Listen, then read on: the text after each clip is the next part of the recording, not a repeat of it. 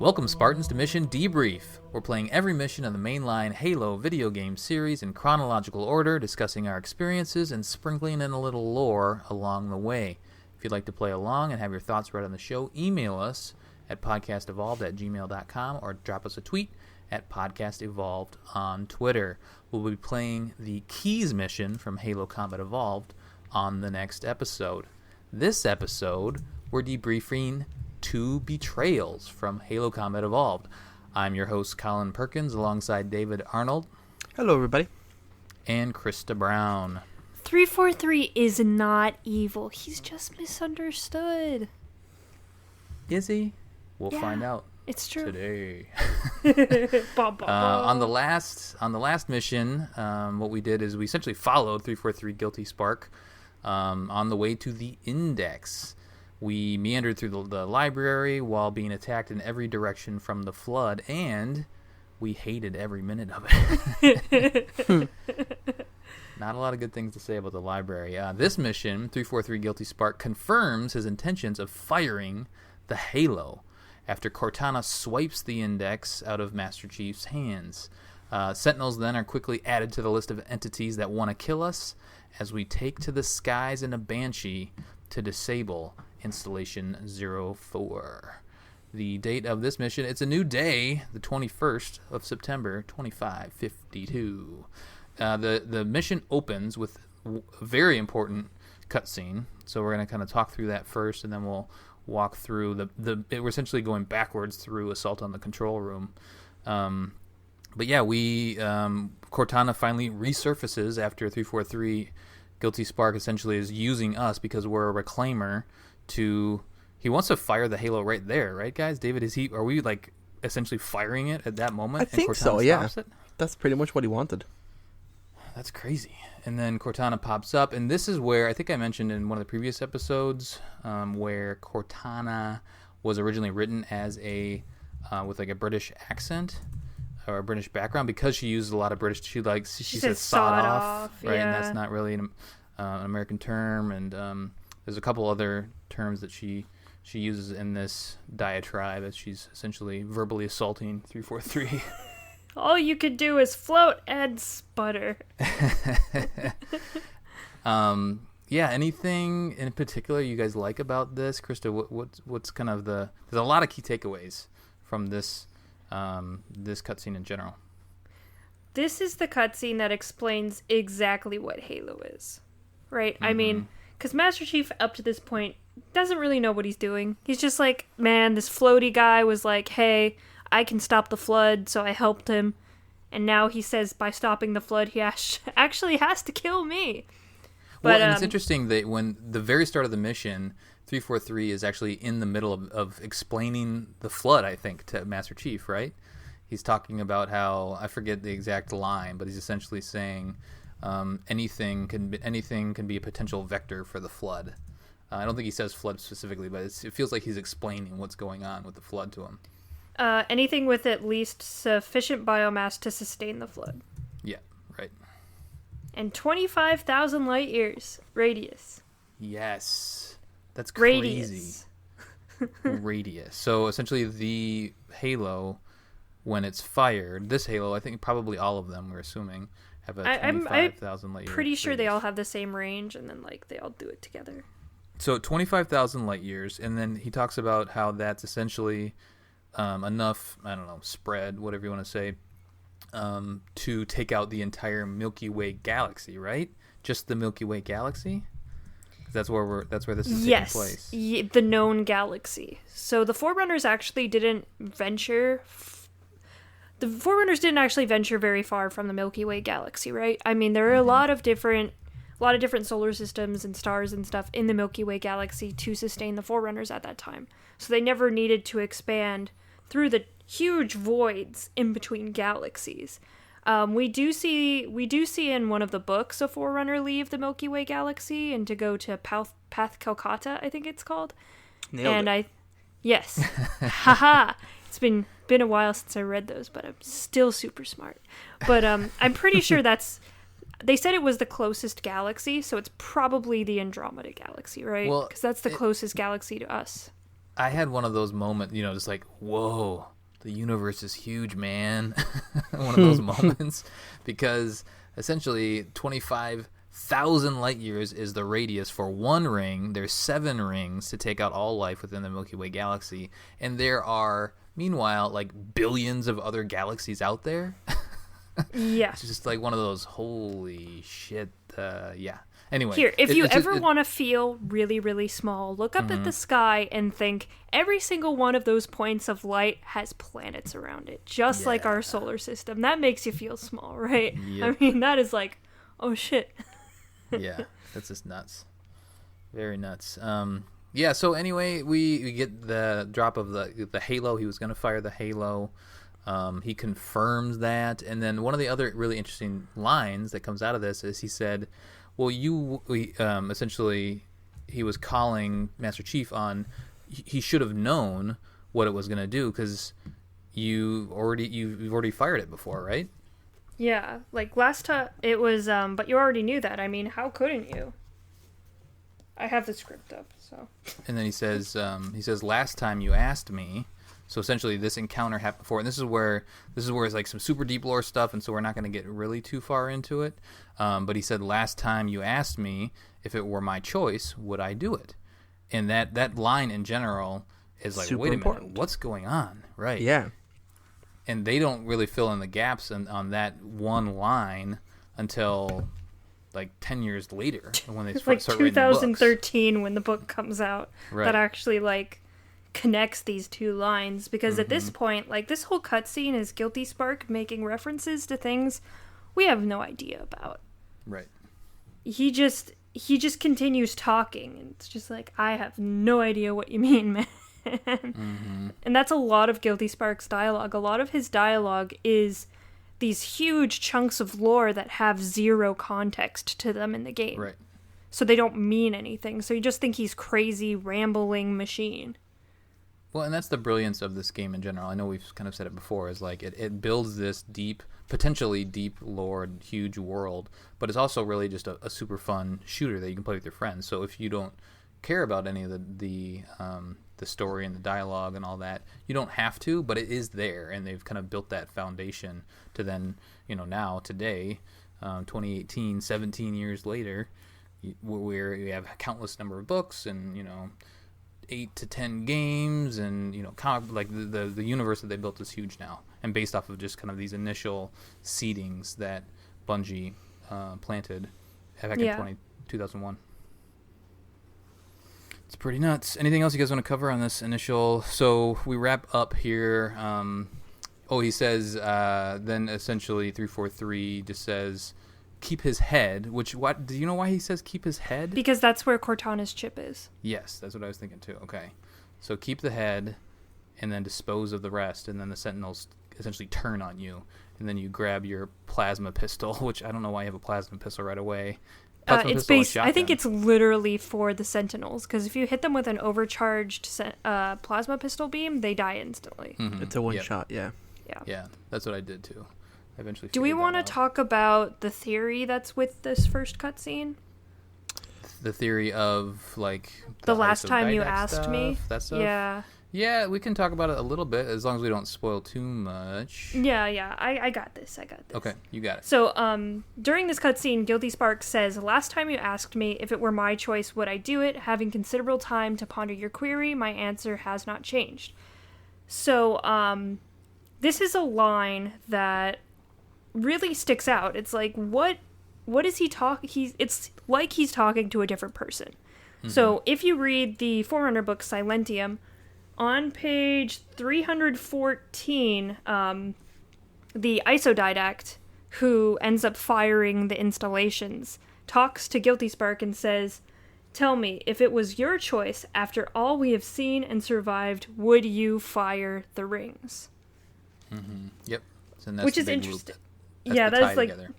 And the interesting thing about it is, in the Halo universe, this is all like huge lore stuff from the Forerunner trilogy, but essentially you can implant ancient memories into other beings. They're called Giashes, whatever they're called. But you're able to implant other memories into, or other essences into another living being, essentially making them 2, 3, 4 people. Mm-hmm. Which kind of harks to is an essence of a Forerunner in Master Chief, and is that why Guilty Spark is so confused? Which, or is that essence another human, ancient human? Yeah, it could be another. So there's this hasn't been addressed in any other medium or anything like that, and there are theories for it, theories against it, debunking theories, all that kind of thing. But this hasn't actually, those two lines from the book and this game are the only two links we've seen so far. So it's just an interesting thing. It might just be a coincidence, or it might turn out to be something. So keep an eye on that. Read Silentium, Cryptum, Primordium, not in that order. Well, this is a big diving off point, rabbit hole point for certain people, and I've had a couple, I think, in this game in particular, but this was another one for me. Is what is he talking about? And then I immediately took to the internet and just went down a huge rabbit hole, and that's just another one of the things that makes this game so interesting, because it's got the super deep lore, and then it's just also fun to play. Yeah. Well, and that line always, was really interesting to me. So when I read Silentium and that line was said, I was like, no fucking way. That's not a thing, is it? Right. And so I had to go back and, watch the cutscene and be like, what the hell? Mm-hmm. What is this weird link? These two lines. Yeah. So, oh, God. It's just, shit like this that really it's almost a good payoff for being so... in depth with the lore and spending so countless hours on Wikipedia, going through the books, playing the games. Mm-hmm. It's just stuff like this that's always really interesting and keeps you engaged with the universe. But that's the rant. Thank you. Clap, clap, clap. Wonderful. And scene. Right.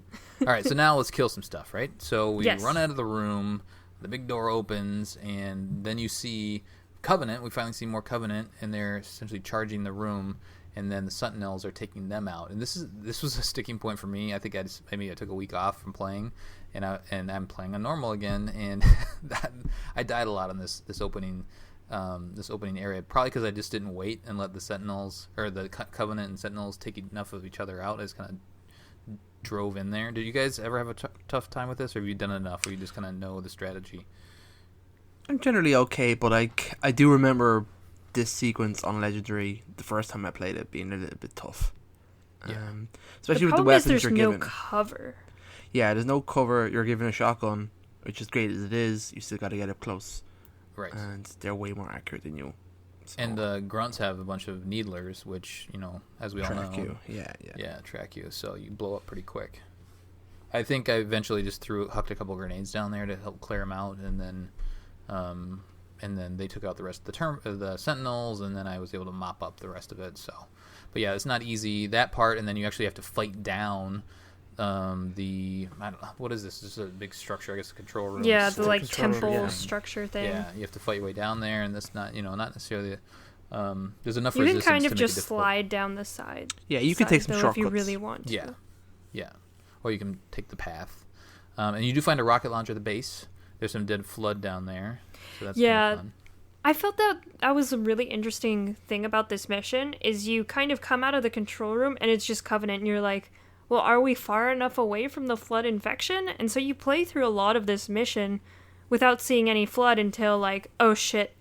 They just pop out at you and you're like, ah shit, right. They're here too. Yeah, exactly. So I got a little ahead of myself. I wrote in my notes and I skipped over them. I want to talk about the control room and how awesome it is. So before we even leave, you have the conversation, the cutscene, then you clear out the Sentinels that are trying to kill you, and then you have a chance just to wander around the control room, which I think is great. It's got this giant halo in there, and it's got the globe of the planet. The gas giant, yeah. Yep. And then you kind of see the perspective of the halo, how big the halo actually is, and then there's another planet, or a moon, I think, that must be. Going around the gas planet, and then it has the fun it has the fun colors, and I was switching back and forth on the graphics right here a lot, just to kind of compare and see what they did, differently. You know, I really like the new graphics. The room is beautiful. In the old graphics, it's a little bit darker. It's still actually almost the same, I think, holographic images of the planets and stuff like that if you flip back and forth. But this room is just fantastic. I love it. It's always like, especially when you're first playing this game, once you first walk into the control room, it's like wow. And I think that's what they were really going for. I mean, this is the control room of the entire Halo. It only makes sense for it to be this like grandiose room just with this alien structure. I mean, I think they did a great job in designing it to be just as awesome as the structure itself. David, the I structure picture as in Halo. This looks a lot like your office at work. Your office is pretty similar. Totally. I think that's Ian's office, actually. I mean, he is a nuclear engineer. He is a scientist. Yeah. Right, yep. He goes to work every day and goes to this giant room with like one computer in it and a holograph of the Halo. The terminal's in the back there, so if you wander around, you'll find the terminal. We'll talk about that at the end of the show, but make sure to grab that if you didn't already. All right, so then back to the bottom of the kind of the slope that we're going down. Pick up the rocket launcher, and then we have a wraith, a friendly wraith that's throwing plasma. What are they called? Plasma. What is it? What does it throw? Plasma charges. Is that what it's called? Plasma charges. They have the big kind of spread splash damage, so you want to make sure to keep your distance from it. But then it gives you your Banshee over there, and there's Banshees throughout, and we get to fight some Banshees. Are you guys good at flying Banshees? Yes. I'm okay. You are? I like that honesty. I've never been that good. One thing that I noticed is you kind of drive it similar to the Warthog, right? You have to push forward in order to fly. Yeah. But then it falls, right? Like it doesn't hover? Or was I forgetting a button? In this You game, it can- falls. Yeah. But in in the other other games, you games, it'll can hover. hover it. Yeah. In this game, you have to keep moving forward. Okay, because I found that if I wanted to shoot at something, I would actually move it backwards and like move away from it, and that ended up being a little bit easier. You kind of move backwards slowly, but that's how I was able to kind of stabilize and then take out some of the Covenant from above. But honestly, in this game, being in the Banshee isn't super combat heavy. It's usually just whoever's on like the platforms that you land on. Right. Yeah, I ended up doing the dogfight with some of the other Banshees, just to clear them out of the area. For funsies. Yeah, just for fun.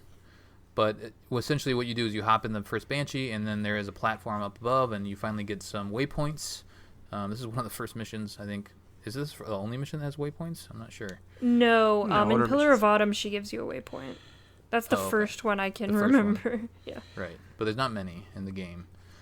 So then we fly up there, and then we walk through, and essentially what we do is we're disabling the pulse generators. And I think, are those pulse generators those things at the second mission, so Halo, that are firing up into the sky?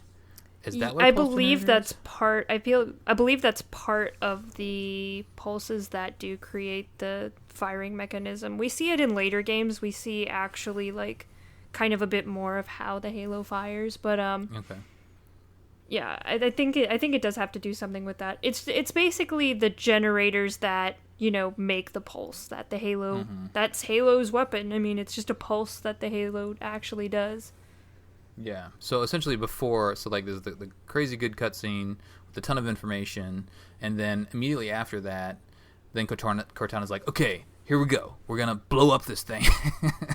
But first, well, she already comes up with the plan. She's like, okay, we're going to blow up the Halo with the reactor from the Pillar of Autumn, okay? You follow me so far? But first, and then we have to go and disable these 3 pulse generators in order to give us time to get back to the Pillar of Autumn. Okay, ready? Break. I feel like she didn't come up with that on the spot, though. She was sitting in the Halo's control room for 12 hours. Yeah, that's true, I guess. So, I mean, I'm sure she figured out what Halo was and what Guilty Spark was doing, and then automatically came up with this plan of what's the best way to disable this Halo. Yeah, it's probably going to be blowing up. What is available to me that I can blow up? Oh, yeah, the Pillar of Autumn's here. Yeah.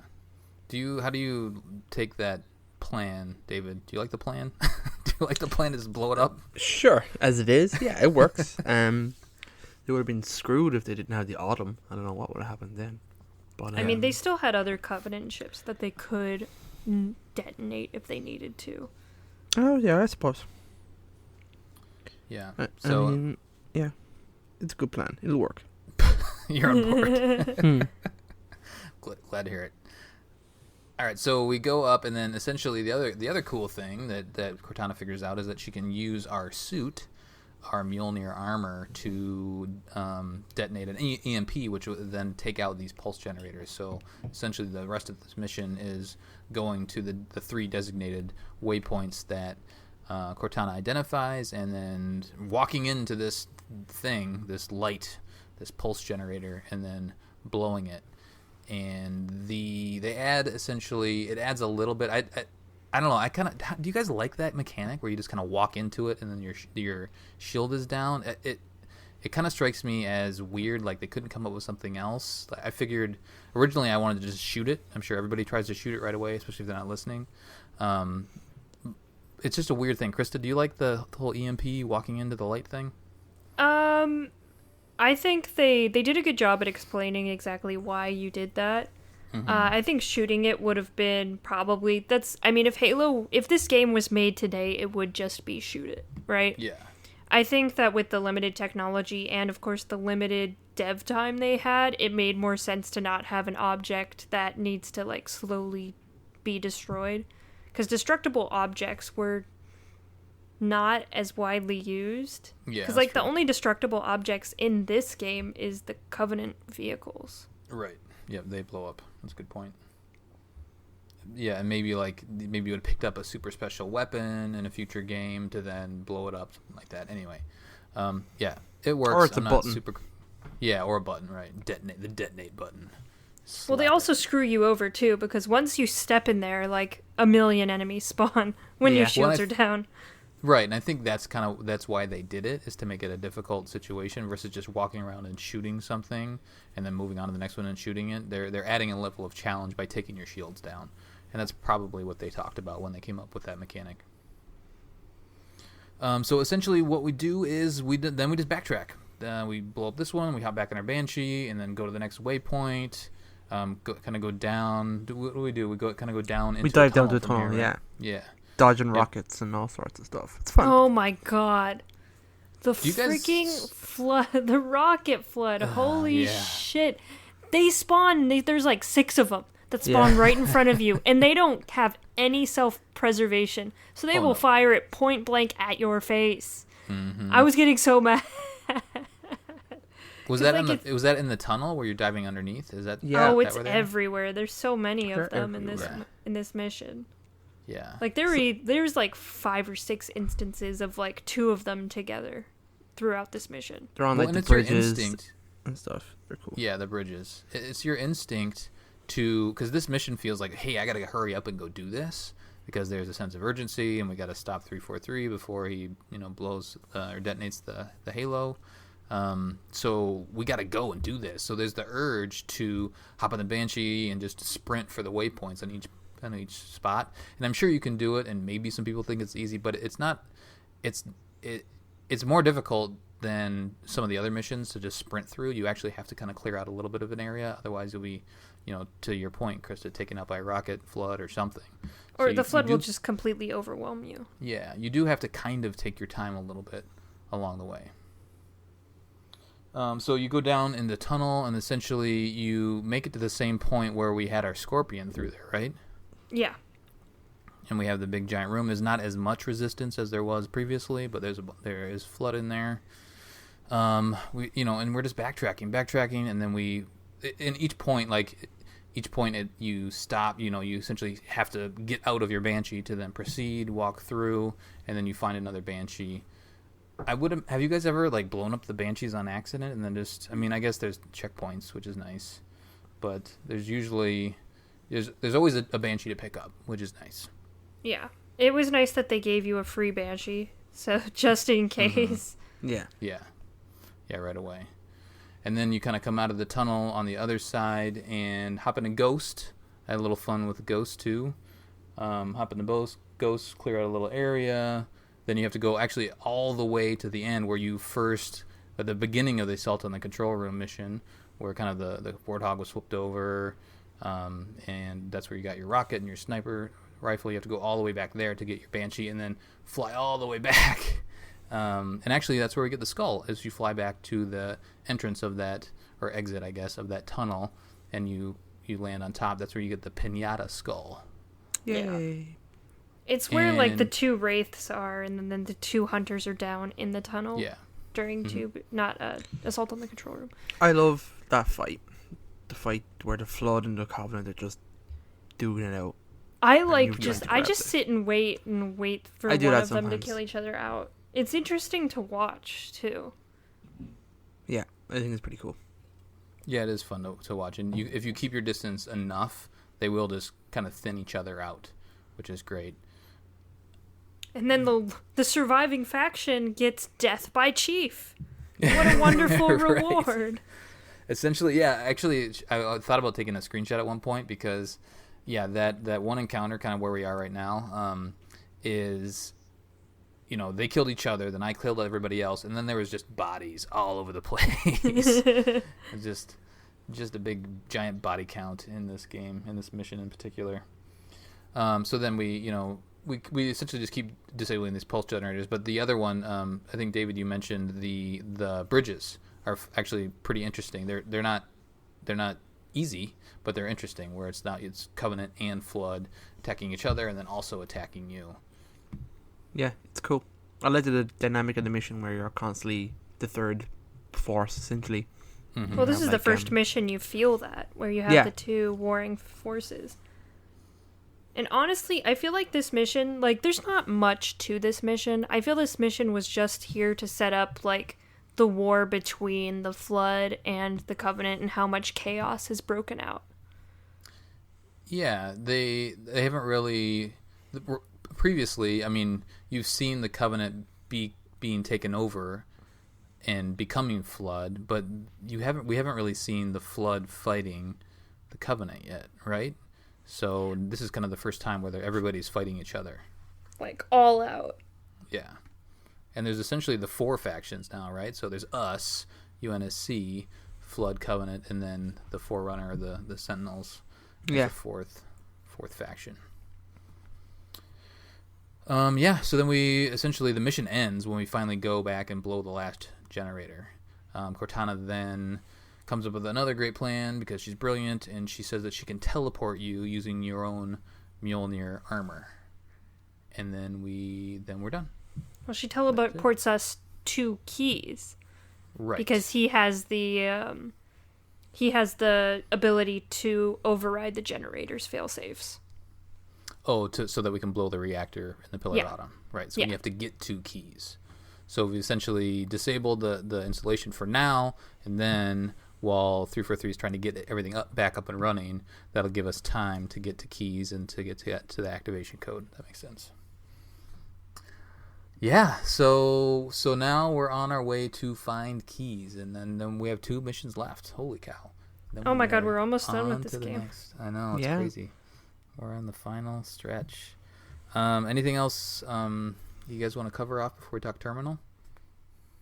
No, you kind of covered it. I love this mission, even though it is going backwards through a previous mission. But I do. So, David, you said you liked the assault on the control room was one of your favorite missions. Yes. Is this another one of your favorite missions? I do like this mission a lot. Yeah, I mean, with my friends, we used to play this mission and then assault on the control room just over and over again. So okay. It can get a little bit boring because you're playing the same mission twice, essentially. But right. I do enjoy it. I liked it. But it's more of a giant sandbox. Yeah, exactly. That's what I like about it. I like the big moments. And you can pick up a Warthog at one point, and you can pretty ghosts and stuff. There's Banshees. It's got it all. Mm-hmm. Everything but the Scorpion. True. All right, let's do some terminal action, and we did a couple community comments, then we'll get out of here. Hooray! Okay, so like we said previously, this terminal is real easy to find. Once you are able to move Chief at all, you go to the back of the control room and you hit the glowy yellow button.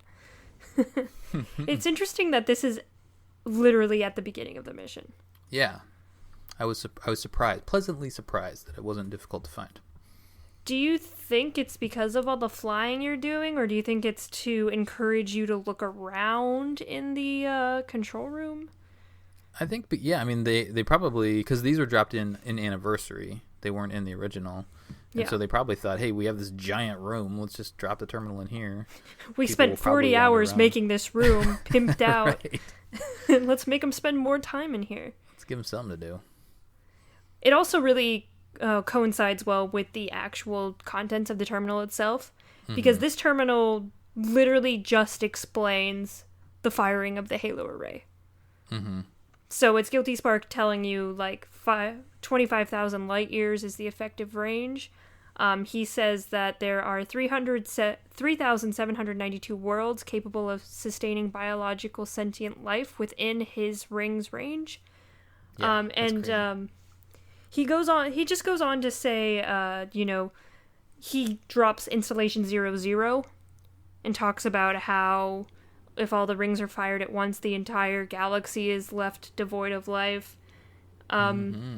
He even says, had the original 12 rings survived to see use, sterilization would spread far further than most Forerunners ever feared we could reach. And that, my friends... There's 12?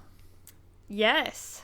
There is the Cenacento array, which is the 12, and there is the Neoteric array, which is the array we know. Isn't it great? Aren't you glad you're listening to this show right now and getting all this lore? Oh my god.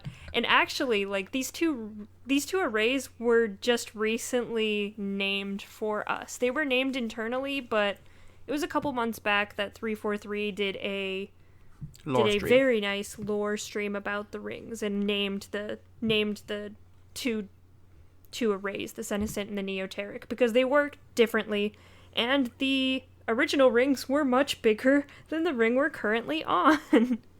Ridiculous.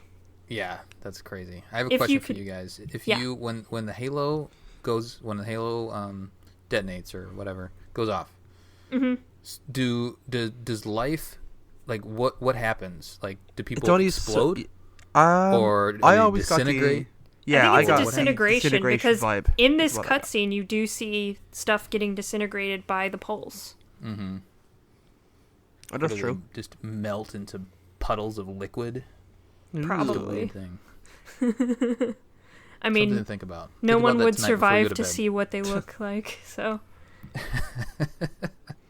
Well, I think since it's kind of a targeted blast, for lack of a better term, in that it's only looking at certain kinds of life, not all life.